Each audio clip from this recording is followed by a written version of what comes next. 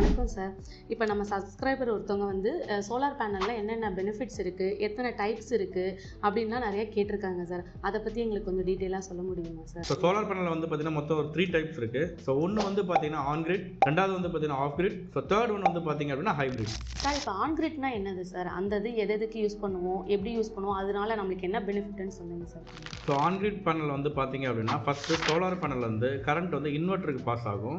அதோட அவுட்புட் வீட்டோட லோடுக்கு டேரெக்டாகவே கனெக்ட் ஆகிருக்கும். இது மூலியமா சோலார் பவர் நம்மளோட வீட்டு சர்க்குலேஷனுக்கு டேரெக்டாகவே வரும். ஸோ ஃபார் எக்ஸாம்பிள் நமக்கு ஒரு 5 கிலோவாட்ஸ் நமக்கு சோலார்லேருந்து கிடைக்குதுன்னா நம்ம அதில் ஒரு 3 கிலோவாட்ஸ் நம்ம வீட்டுக்கு யூஸ் பண்ணிடுறோம் அப்படின்னா பேலன்ஸ் இருக்க 2 கிலோவாட்ஸ் ஈபியில் டேரெக்டாக மர்ஜ் ஆகிடும்.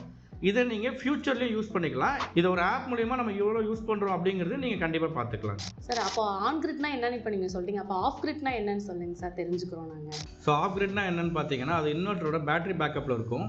சோலார்லேருந்து வர பவர் சப்ளையை பேட்டரி பேக்கப் மூலயமா ஸ்டோர் பண்ணி கரண்ட் இல்லாத டைமில் நம்மளோட வீட்டுக்கு கம்ப்ளீட்டாக பவர் சப்ளையை நம்ம யூஸ் பண்ணிக்கலாம். Super sir.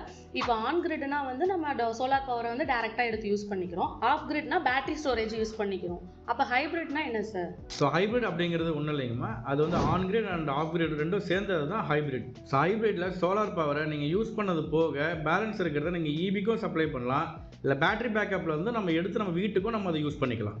ஸோ இந்த 3 டைப்ஸ் தான் பொதுவாக நீங்கள் சோலார் பேனல் போடுறதுக்கு முன்னாடி தெரிஞ்சிக்க வேண்டிய ஒரு விஷயம். ரொம்ப தேங்க்ஸ் சார், ரொம்ப டீட்டெயிலாக சொன்னீங்க சார்.